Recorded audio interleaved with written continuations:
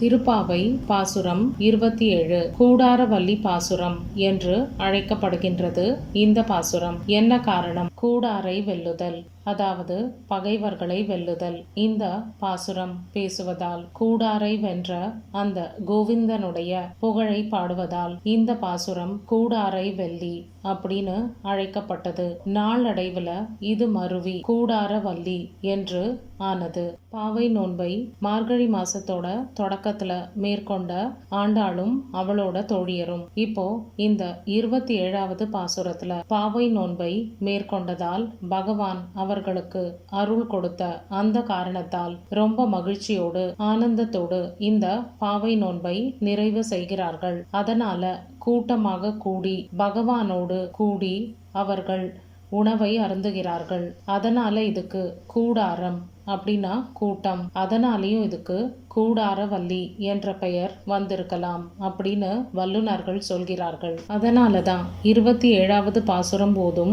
இந்த நாளை நம்ம கூடாரவல்லி திருநாளாகவே கொண்டாடுகின்றோம். கலியுகத்துல பக்தர்களோட குறை தீர்க்க திருமால் திருமலையில் எழுந்தருளின நேரம். இப்போ அருகே வசித்து கொண்டிருந்த அகத்திய முனிவரிடம் சென்று ஒரு பசுவை தனக்கு தானமாக கொடுக்கும்படி வேண்டினார். வந்திருப்பது பரமன் அப்படிங்கறத அறிந்திருந்தும் அகஸ்தியர் வந்து பிரம்மச்சாரிக்கு பசுவை தானமாக கொடுக்க முடியாது, அதனால விரைவில் பத்மாவதியோடு இங்கே திருமண கோலத்தில் வந்து எனக்கு காட்சி கொடுத்து பசுவை பெற்றுக்கொள் அப்படின்னு சொல்ல, திருமாலும் சில காலம் கழித்து பத்மாவதியை மணம் புரிகிறார். இப்போ தம்பதி சமேதராக இருவரும் அகத்தியரோட குடிலுக்கு வருகிறார்கள் பசுவை தானமாக பெற்று செல்ல. அந்த சமயத்துல அகத்தியர் அந்த குடில்ல இல்ல. அவரோட சிஷ்யர்கள் எல்லாம் வந்திருப்பது சாக்ஷாத் பரமன் அப்படிங்கறத அறியாதவர்கள். ஆனா இவர்களை பார்த்தால் தெய்வ தம்பதியராக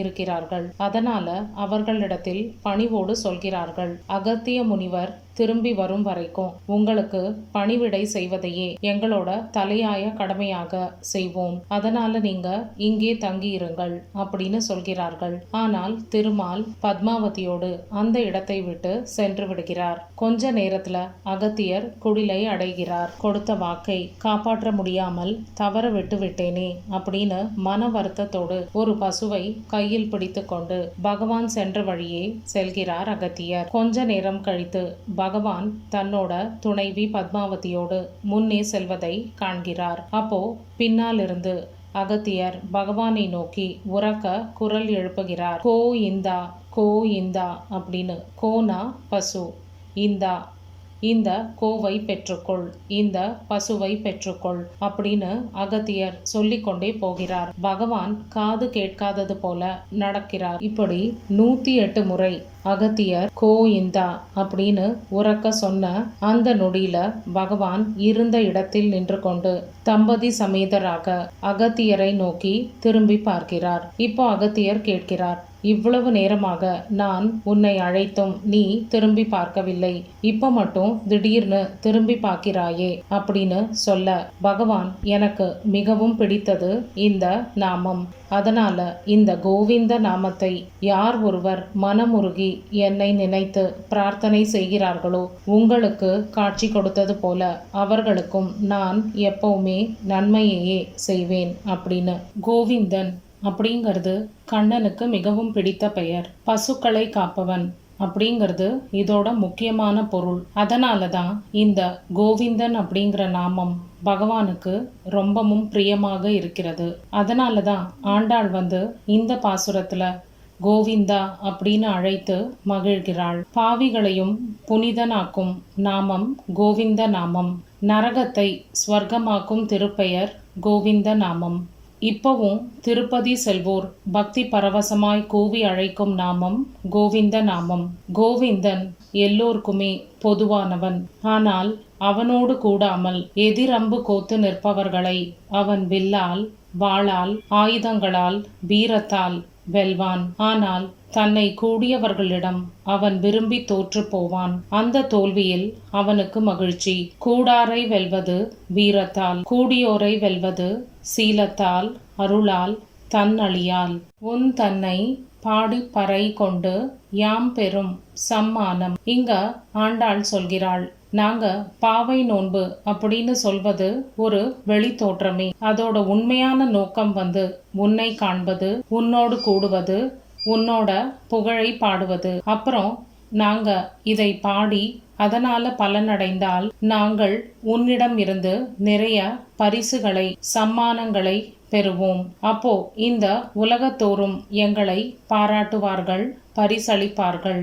யாம் பெரும் சம்மானம் அப்படின்னு புனிதமான இடங்களில், அதாவது கோவில்களில் தரும் பிரசாதம், அப்புறம் சம்மானம், இதை எல்லாத்தையுமே நம்ம புனிதமாக கருதி யாம் பெரும் சம்மானம் அப்படின்னு வணக்கத்தோடு பெற்றுக்கொள்ள வேண்டும்.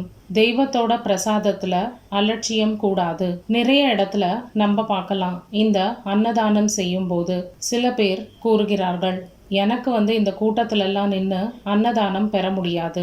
அந்த கூட்டத்துல நின்று அன்னதானம் பெறுபவர்கள் அந்த அன்னத்திற்காக மட்டும் அங்கே நிற்கவில்லை, பகவானோட அருளோடு கூடிய அந்த பிரசாதத்தை உண்பதற்காகவும் நிற்கிறார்கள் அப்படிங்கிறத மனதில் நாம் தெரிந்து கொள்ள வேண்டும். அதனால அப்படிப்பட்ட சொற்களை நம்ம உபயோகப்படுத்துவது கூடாது.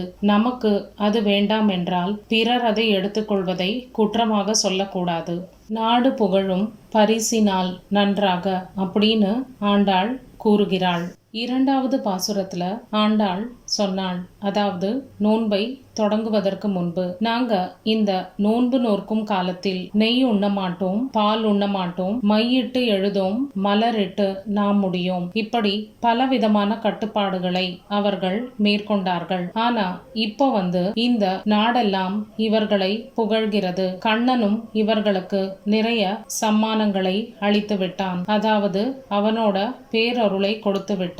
இப்போ நாட்டாருடைய புகழ்ச்சி, நோன்பு நிறைவேறிய மகிழ்ச்சி, இதெல்லாம் சேர்ந்து தாங்கள் முன்பு மேற்கொண்ட அந்த கட்டுப்பாடுகளை எல்லாம் விலக்கிக் கொள்கிறார்கள். இப்போ நன்றாக ஆடை அணிகலன்கள் அணிவது, ஆபரணங்கள் அணிவது, அதை பற்றி சொல்ல தொடங்குகிறாள் ஆண்டாள். சூடகமே தோள்வளையே தோடே செவிப்பூவே. இங்க ஆண்டாள் சொல்கிறாள், நாங்க கைக்கு சூடகம், அப்புறம் தோளுக்கு தோள்வளை, காதுகளுக்கு தோடு, அதுக்கு மேலே செவிப்பூ, இப்படி பலவிதமான ஆபரணங்களை அணிந்து கொள்ள போகிறோம். இதுக்கு வேற ஒரு அர்த்தமும் இருக்கிறது. கண்ணன் முதலில் இவர்களை தன் கையால் பற்றுகிறான், அந்த கைக்கு சூடகம். தோளை பற்றுகிறான், அந்த தோளுக்கு தோள்வளை. அப்புறமா காதில் கிசுகிசுக்கிறான், அந்த காதுக்கு தோடு. அப்புறம் அங்கே ரகசியம் பேசுகிறான், அதனால அந்த காதுக்கு மேலே செவிப்பூ அப்படின்னு நம்ம பொருள் கொள்ளலாம். பாடகமே என்றனைய பல்கலனும் யாமணிவோம். பாடகம் அப்படின்னா பாத கடகம், இது பாதத்துல அணியும் சிலம்பை குறிக்கின்றது. இப்படி நாங்க காலுக்கும் சிலம்பை அணிந்து கொள்ள போகிறோம் அப்படின்னு ஆண்டாள் சொல்கிறாள். ஒரு ஆன்மீக விளக்கமும் இருக்கிறது இதுல. பஞ்ச சம்ஸ்காரம் அப்படின்னா 5 புனித சடங்குகள் வைணவர்கள் செய்து கொள்வார்கள். அவற்றை தொடங்கும் முன் கையில காப்பு கங்கணம் கட்டுவர். அதை குறிக்கிறது சூடகம். தோளில் சங்கு சக்கரங்களை அனலில் இட்டு பதித்து கொள்வார்கள். அதை குறிப்பது தோள்வளை. காதில் நாராயண மந்திர உபதேசம் பெற்றுக் கொள்வார்கள். அதை தோடு அப்படிங்கிறது குறிப்பிடுகின்றது. அப்போ இந்த மந்திரம் ரகசியமானது, நுட்பமானது, திவ்ய மந்திர உபதேசம். திருமகளும் திருமாலுமாய் சேர்த்தியிலே அடிபணிவது செவிப்பு. இறுதியாக பகவத்கீதையில கண்ணன் கூறிய சரணாகதி உபாயத்தை கூறுவது சரம ஸ்லோக உபதேசம். இறைவன் கால்களே கதி அப்படின்னு கூறுவதால் காலில் அணியும் பாடகம் கூறப்படுகின்றது. ஆடை உடுப்போம், அதன் பின்னே பால் சோறு. நாங்க புதிய ஆடைகளையும் உடுத்திக்கொள்ள போகிறோம். அதுக்கு அப்புறமா பால் சோறு. ஏன் இங்க பால் சோறு அப்படின்னு ஆண்டாள் குறிப்பிடுகிறாள். இந்த பால் சோறு பாலை மட்டுமே உபயோகித்து அந்த சாதத்தை அந்த பாலில் வேக வைத்து அதுல நெய் மிகுதியாக இட்டு செய்யப்படும் ஒரு விதமான பிரசாதம், பகவானுக்கு படைக்கும் நிவேதனம். இங்க இந்த பாலையும் நெய்யையும் ஏன் அதிகமாக உபயோகிக்கிறார்கள்? இரண்டாவது பாசுரத்துல ஆண்டாளும் அவளோட தோழியரும் நோன்பை தொடங்குவதற்கு முன்பாக இந்த நெய், பால், அப்புறம் மலர், மை இது எதையுமே நாங்க உபயோகப்படுத்த போவதில்லை உறுதியாக இருந்தார்கள். இப்போ இந்த பாவை நோன்பு நன்றாக முடிவடைந்து விட்டது. பகவான் நமக்கு பறை கொடுத்து விட்டார். அதாவது அருளையும் அதோட பலனையும் அருளி விட்டார். அந்த மகிழ்ச்சியில நாங்க அந்த கட்டுப்பாடையெல்லாம் தளர்த்தி மீண்டும் பாலையும் நெய்யையும் உண்ண போகின்றோம். குறிப்பால் ஆண்டாள் இங்கே உணர்த்துகிறாள். மூட நெய் பெய்து முழங்கை வழிவார. அப்படின்னா இந்த பால் சோற்றுல பால் பொங்கல்ல நெய் நிறைய இருக்கும். நாங்க நெய்யை அப்படியே அதன் மேல் ஊற்ற போகிறோம். இப்போ இந்த பால் பொங்கலை உண்பவர்கள் இந்த நெய்ல சோறு இருக்கிறதா என்று பார்க்கும் அளவிற்கு நெய் மிதந்து கொண்டு இருக்குமாம். அது அமுதமாக இருந்தாலும் நம்ம தனியாக உண்ணக்கூடாது.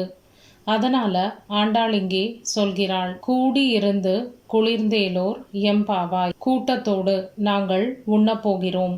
கூடியிருப்பதால் எங்களுக்கு மனம் குளிர்ச்சியாக இருக்கிறது. கண்ணனாகிய ஆறா அமுதத்தையே பார்த்து பார்த்து மகிழ்வதால் கையில் எடுத்த பால் பொங்கலை உண்ண மறக்கின்றனர்.